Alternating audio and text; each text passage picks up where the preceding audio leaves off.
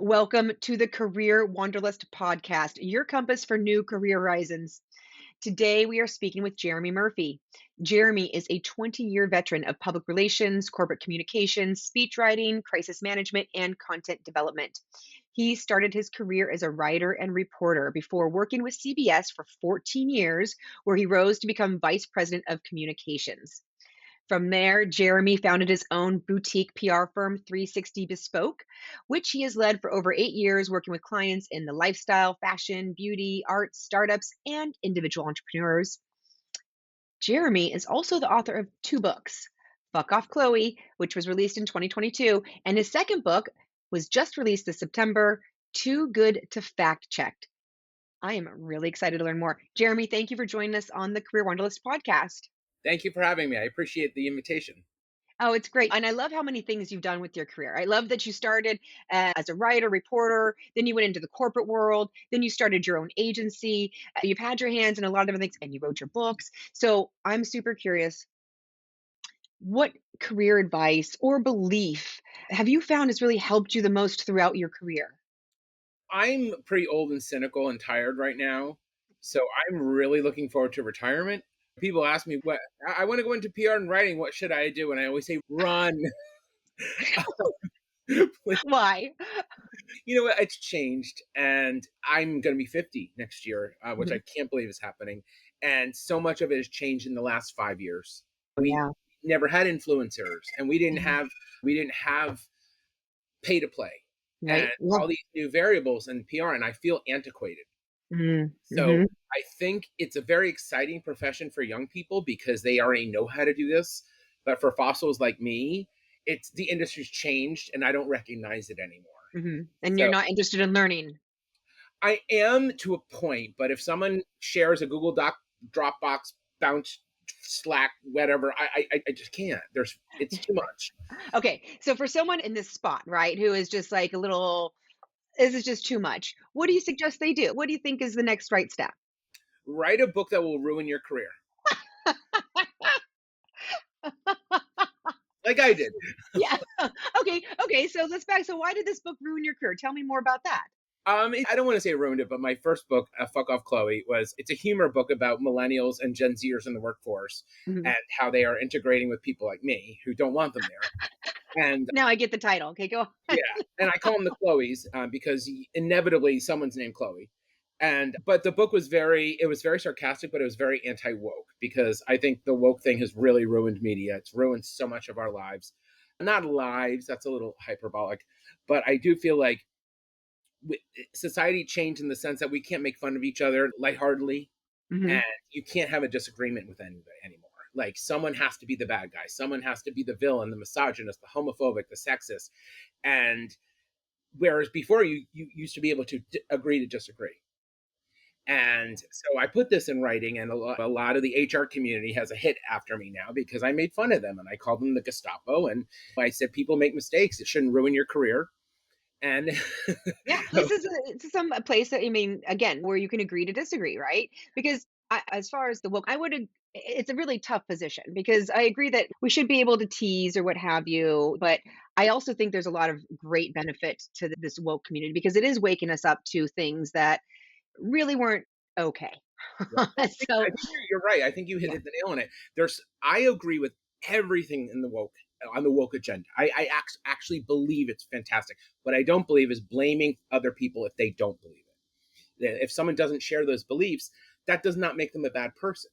That just Yeah. means they have a different set of beliefs. And I actually believe everything in woke. I do believe in equality. And I'll refer to you however you want, whatever your Mhm. gender is, whatever your name is, whoever you want to be, I will refer to you. But there are some people who have a problem with that.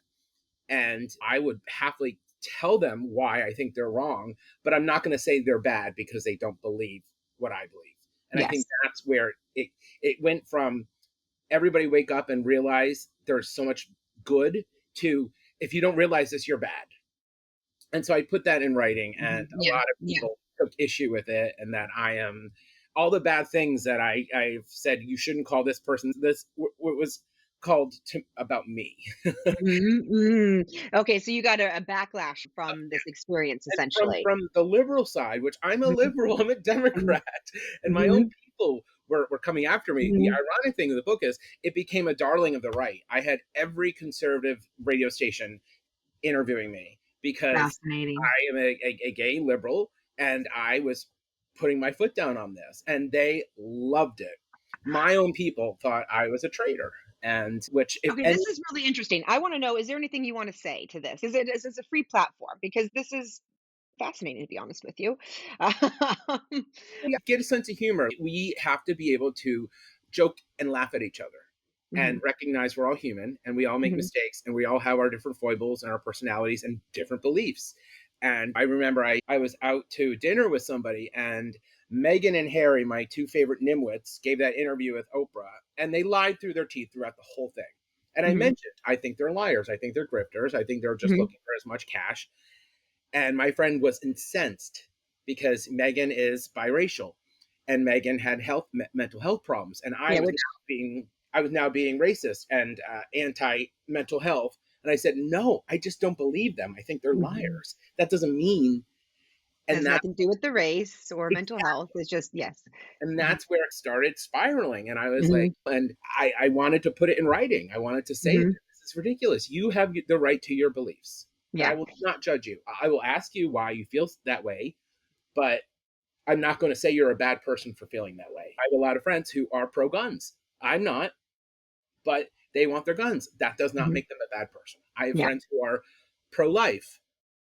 I believe that if you're not born with a uterus, you have no say in this conversation. I completely agree. Completely agree. Like, Yes. I have Yeah. literally no say, but just because they're pro life does not make them a bad person. Mhm. And I Yeah. think that's what I was trying to say in the book. Mhm. And ironically, I became the bad person for writing it. That's rough. Because what you're saying is very valid. We all have different places, we all have different beliefs. We're also all growing at different levels. And a lot of times it's not that you're a bad person, you've just been growing on a different level or a different way. And there's the understanding isn't there. And that to me, it's really more about learning than it is about, oh, you're a bad person or not a good person. We're all at different stepping stones, blowing in the Exactly. wind in different ways. And for any conversation, I think it is just about like, how can we learn and understand each other and take away, at least, even if we can't agree, at least take away a little understanding from each side, if you Yeah. will. I have a friend. And then agree to could disagree, as you said. Exactly. I have a friend who's very smart. She worked in PR with me, and the issue of trans came up. Hmm. And I believe my heart goes out to the trans community because it is so what they have. It's so tough, and however they want to feel embraced and loved, I'm for it. And my friend said, you know what? I'm not against it. I'm not there yet. I don't understand it. I don't understand. And I felt that is such a mature way to look at it. You know Hmm. what? And I will tell you, I will share my perspective. I'm not Hmm. trans, but I know people who are. But I thought that was just so mature of her to just say, I don't understand it, but I want to Mm, get yeah. there. And Hmm. that's what we need more of. And that's what the book was. It was a comedy. It was very Hmm. sarcastic and bitchy and fun. But under the surface was we have to be able to agree to disagree and Yeah. hear each other out and not throw rocks at each other just because you feel one way and I feel the other. I agree. That's throwing the rocks just keeps us getting farther and farther apart. Exactly. That's it's not going to help in any situation. We do need to come together and find those middle grounds and find the places where we connect. And even if we disagree, at least find some areas of understanding so that we can all work together in the best way possible. In New York, So, there's a little trick that you do. If you find yourself in an argument that's heated, whether about religion or politics, and you're in a bar, the best thing to do is mention Bill de Blasio, the mayor, because everybody hates him. He brings people together. Lebanese, everybody hates him. So it brings people together. having a common enemy definitely brings people together. It's a tried and true effort. I'm curious because you've gone through this, what have you learned from it? Is there anything that you've learned from going through this experience that you could share with other people that could benefit them? Yes, I learned a lot. You know what? If I were probably 20 years younger, I probably wouldn't have written it because it did have some ripple effects. And if I wrote it like when I was in my late 40s, if I wouldn't have written it until I was in my 40s because that's when I had more perspective and I was a little more smarter and more experienced. But I would say I probably would not have written it if I was younger because it did have some side effects. And also making yourself the poster boy for something that I just put my stuff in writing. I didn't expect to be on conservative radio talking about this kind of stuff. That was a little odd, Yeah. but spoke I my would truth. imagine yeah, that would be really a unique experience to sit there as a liberal who believes in certain things and have these conversations. Eh, I'm fascinated with that. What was that like for you? It was really weird because I would be on hold waiting to go on radio. And when you're on hold, you hear the commercials and it would be a gun shop and it would be like a church big sale and all this stuff. And then they would bring me on the radio. And I have to say, they were wonderful. These Good. conservative Good. hosts they were funny. They were open-minded. They had a good sense of humor. They got it where I would have thought the liberal radio host would have gotten it. Mhm. This conservative, they got the humor, they got the Mhm. sarcasm, they got the irony.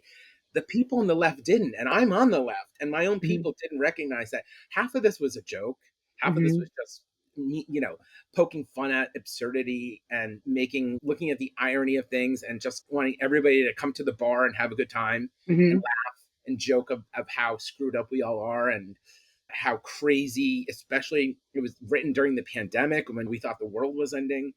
I did not expect the right to have a sense of humor and the left not to. That was Mhm. the funniest part. Now, how do you think this relates to PR, would you say? I'm just thinking about this dichotomy, right? Of putting out this book and having this experience. From what you've learned by putting out this book and the reaction that you're getting, would you take those lessons and apply it to your PR work? Yes. I absolutely do. And you know what I found is as much as certain people didn't like it, what I found was telling the truth and being funny about it really opened up a lot of doors and a lot of minds. And I've used that now in my PR when I do outreach. I make a joke. I Mhm. point out something absurd. I dip my toe in the water to see how far I can make someone laugh, and it Mhm. always works because most people just want to laugh. They just want to smile. They've had a hard day, and if someone Mhm. gets an email, makes a real funny, clever joke, you smile. Yeah. And so it really taught me how to be less politically incorrect because I think people really want that. They're so Mhm. sick of being told what you can do and what you can't say. But if you open up an email and someone has a really ironic, funny joke, that gets your. I know how that makes me smile, and it says, okay, Yeah. that person has a sense of humor, Yeah. and so that's what I've taken away from it. Of it's okay to be a little dangerous. It's okay to be a little more fun Mhm. because the people who read the book, I wasn't a bestseller, trust me, but the people who read it came away saying, "I'm so glad you said that. That made me laugh." And thank you for saying it because that's what I felt. So I Mhm. feel emboldened to be able to do that now in my professional life. Mhm. You talked about being a little burnt in your industry. So what are your next steps? I'm just curious. Like, where are you staying in PR? Are you transferring out?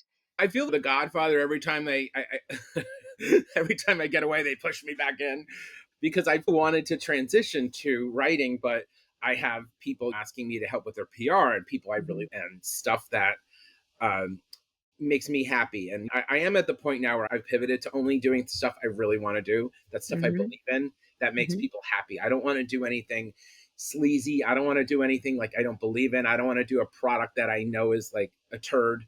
You know what I mean? Yeah, I'm definitely. I'll always have my foot in PR because I do enjoy it, and I have been pretty good at not everything. I've had a lot of clunkers, but when I really focus on what I like to do, I'm able to do it. It's when I Mhm. do something that I don't believe in, that's when I fail. Yeah. So you're doing the slow transition essentially. Putting effort and time into the things that you in the direction that you want to go, but continuing with your expertise and making that, which is a really smart way to go when it's time for those transitions. I One of the things I love is I sometimes I guest lecture at colleges like NYU, Mhm. and I love telling the class that PR is story, and it's basically we are doing the work of journalists. We're doing their work. We're writing the story for them, and of course Yes. they're going to take that information and write it their own way. But we are doing that.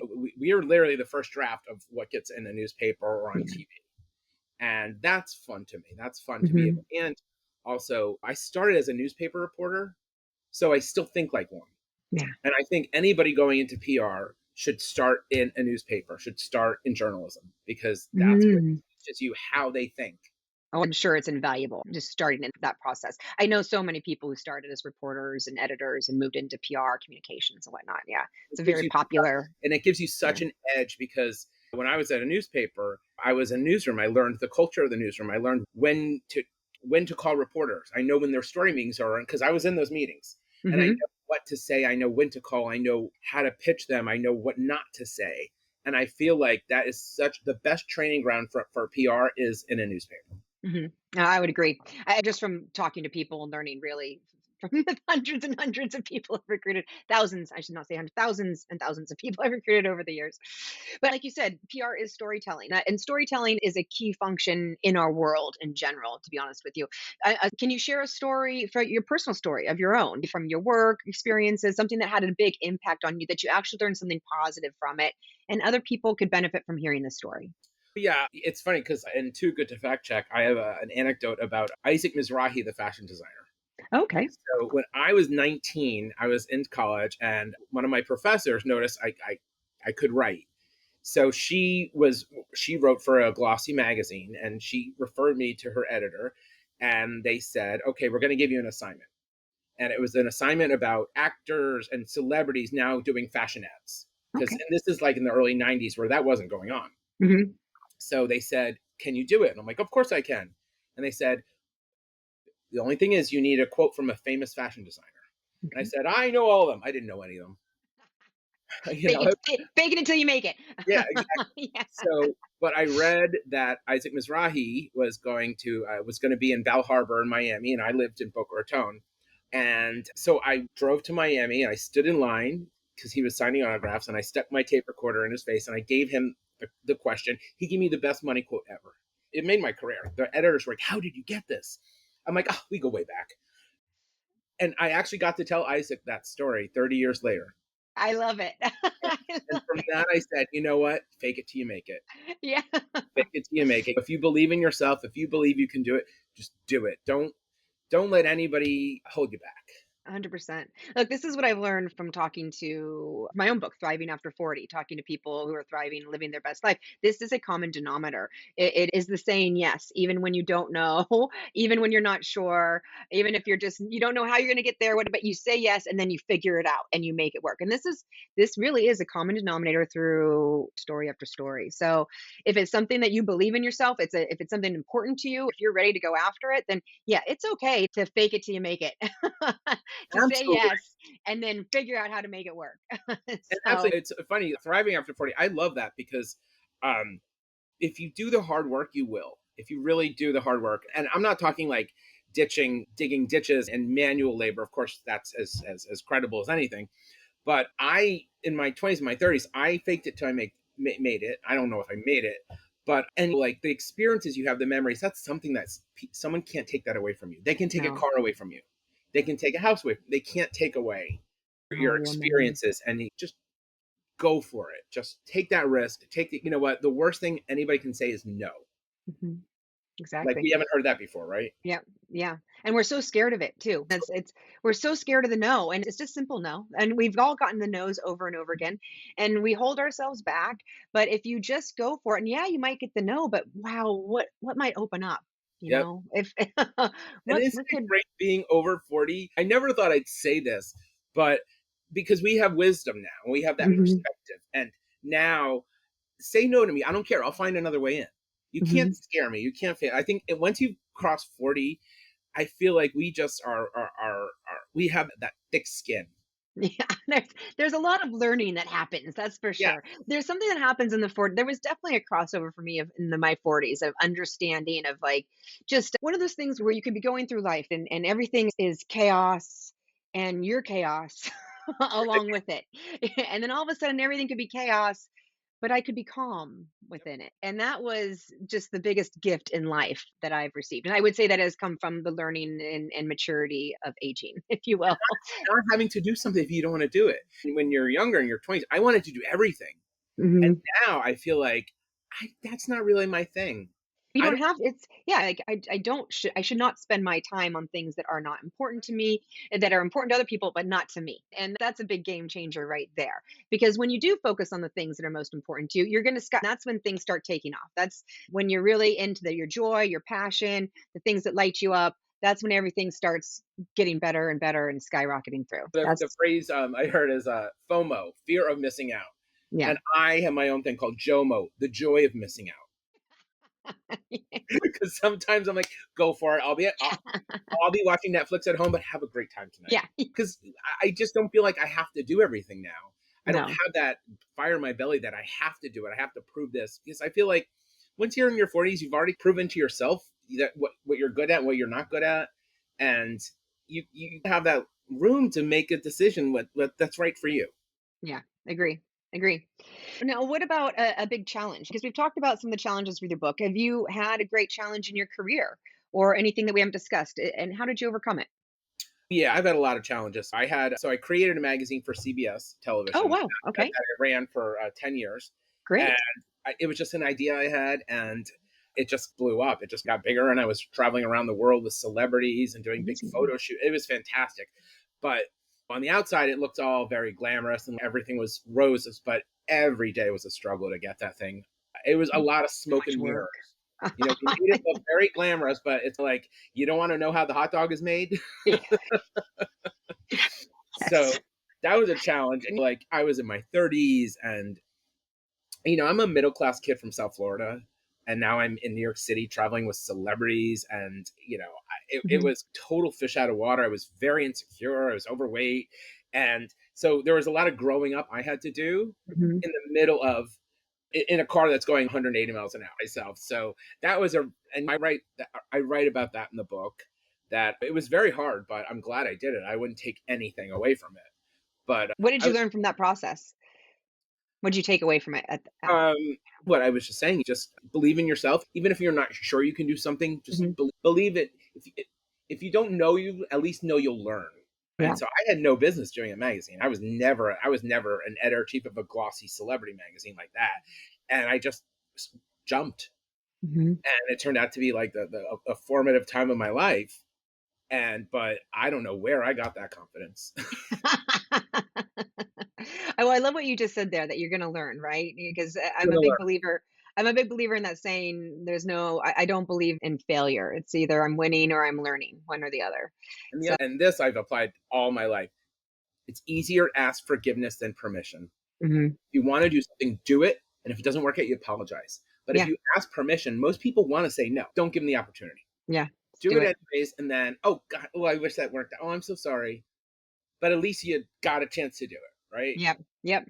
Now, how did the magazine end? Did it end because it was so much work and you were, you know what, I don't want to be doing this anymore? Was it kind of one of those things? Yeah, I had done it for 10 years, and I got it from the point where we were like, it looked like Highlights magazine, our very first issue. It's so embarrassing. And then by the end, we were shooting Juliana Margulies in the Hotel de Cap by Patrick de Marchelier. Like it was like, but after, I'm very fortunate because we caught the tailwind of the glory days of glossy magazines. Mhm, And right around the time I was ready to leave, it's when the crust started falling. mhm, And Condé Nast started closing magazines, and Hearst and um, Time Inc. doesn't even exist anymore. mhm, And Meredith doesn't exist. It changed overnight, and so I think I got out at the right time. The magazine continued 6 years late. Yeah, six more years, because we had an amazing publisher, a man named Michael Rizzi, who he built it with me, mhm. and so he carried the torch. But print is something you can't fight.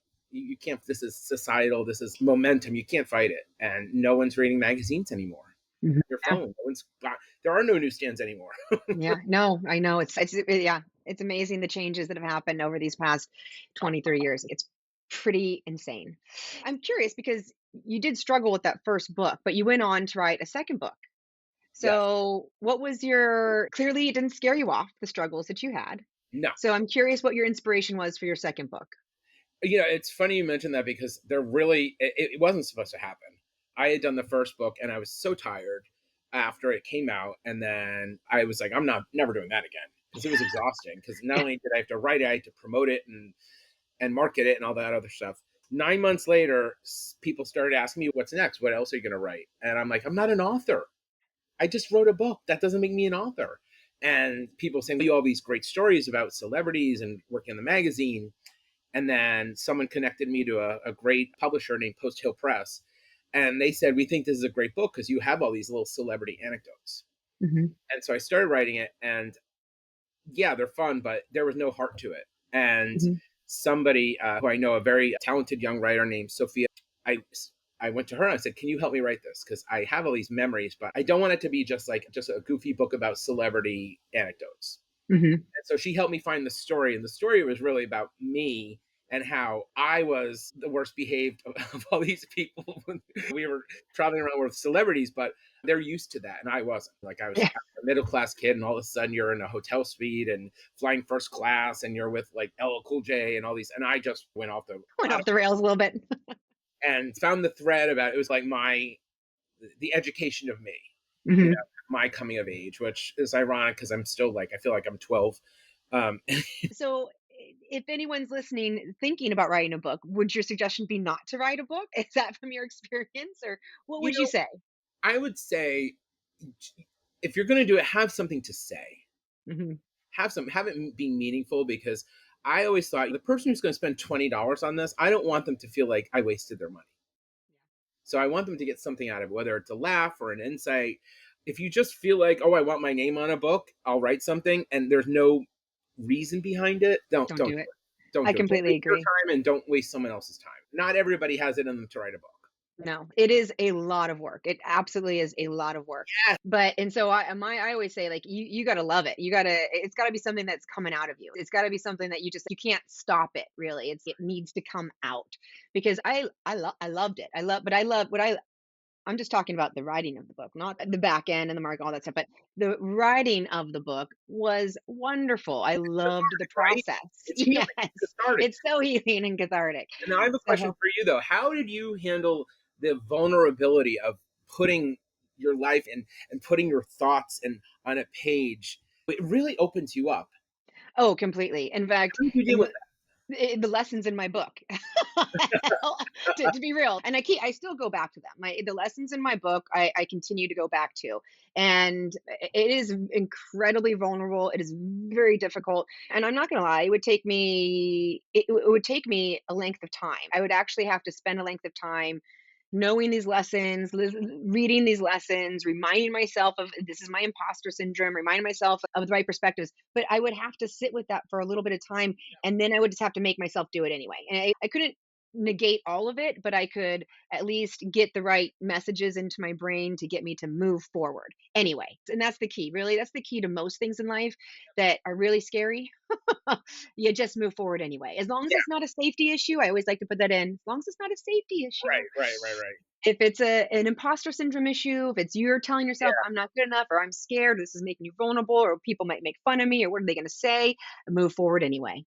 Forward X-ray your anyway. soul Yeah. too, because you might not realize when you're writing, I would just write and then I would look back on it and I was like, oh my God, that's so introspective. I didn't know I felt that way about myself. 100%. Right. Yeah, you learn so much, and it uncovers things too. It uncovers these things that you didn't even realize that you were doing in life, if you will. Like like I remember I was asked to write a speech about mentors, and I was like mentors, and I got this really negative. I don't want to write about mentors, and so having to write about mentors made me uncover the fact that I had this chip on my shoulder about mentors because I got burned by my first two mentors in a very big way. Hadn't thought about it in like Yep. 20 years.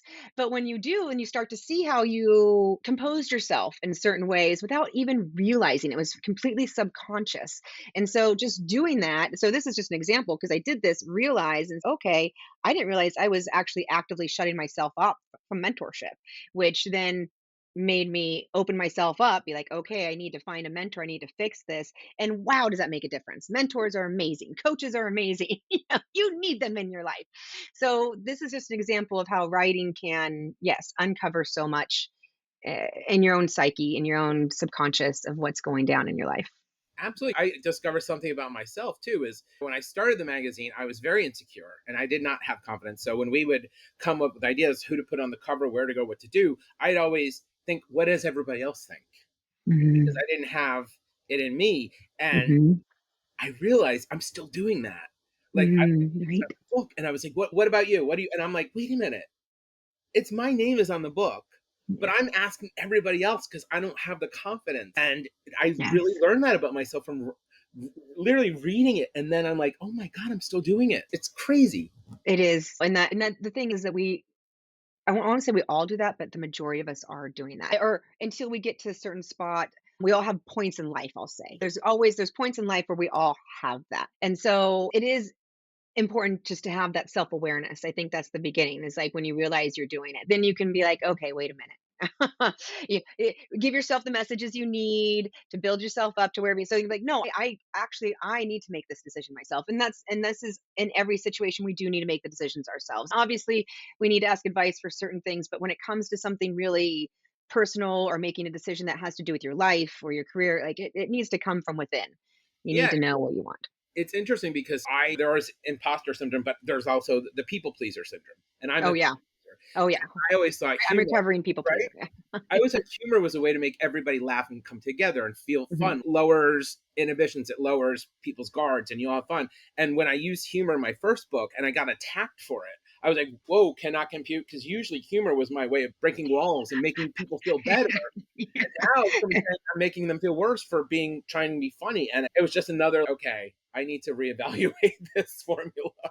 That's a little self-identity. That's a little bit of a yeah, like this is my method that works, and now I'm questioning myself. That's Right. got to be a little difficult, and moving forward, just how you deal with people too. Question yourself when you Exactly. didn't before, huh? Yep. It Yeah. always worked, and all of a sudden I'm getting attacked, and all of a sudden my humor is making someone, or so they say, feel Mhm. bad about themselves, and I'm like, that's never. It was the opposite. I Mhm. always wanted Yeah. to use humor to make people. I always make fun of myself, and Yeah. so it just shook my world a little bit. How'd you deal with that?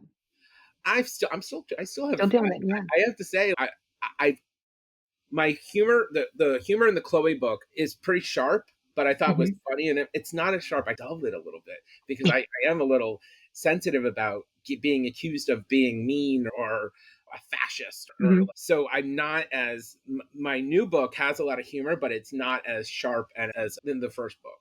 Mhm. And Yeah. I hated doing that, but I just felt I don't want to be the pinata again. Totally. I am not sure what the solution is either to this because this is the little cycle that we go through when we get this. So I think all we can do is really take the feedback and try to learn from it in any way, shape, or form without letting it tear us down, right? Because I wouldn't want to see you lose your humor. I think humor is the best. Exactly. Yeah. It's my favorite. It's I love always people that worked make me for laugh. me. Yeah. And Yeah. for friends too, like I think comedians are they and when people started canceling comedians for pushing boundaries, I said that's it. No. You know, They I, anybody should have license to push boundaries because humor brings us together. yeah, I think about this a lot, comedians, like how hard that is writing this rail, if you will, with comedy. It can be very difficult. It can be very First difficult. they're like the first responders to Yeah. societal things changing and well we need I think comedians should be able to give license to fail because they're pushing the boundaries and their humor is how you know you make bad stuff go away. If someone's being really a bully, humor. You know what? Yeah. That humor breaks it down. Humor spoof people who are being mean or being bad makes it go away. And humor has helped us deal with the most horrible of things in our lives, 100%. really. It has. And yeah, so I don't want to see humor, comedy being taken away from anybody. So yeah, it's this process. I don't have all the solutions, but I would say that's the process. It's like not letting things tear you down so that it takes away who you are, but trying to learn from every experience so that you just become that much better in each Exactly. situation. So We're a work in progress. We are, and I know that's a it's cliche, but it's and so easier said than done always. yeah. So a couple quick questions before you go, because I always like to know. And before you, besides your books, is there any book or podcast, something you've listened to, or something you've watched that had a positive impact on your life that others could benefit from as well? Positive impact on my life. There was something, and I'll never forget. I was in high school, and I was reading GQ magazine. My father wasn't there for me when I was growing up. My parents split up, and so I didn't really have a male influence. So I used to Hmm. read GQ, and that's how I learned how to shave. And I Nice. like really. But Tom Cruise gave this interview, and he said he one day he looked up and he saw that people in his orbit did not want him to succeed, and he Mm, said it's about surrounding yourself with people who want you to succeed. And right. that stayed with me.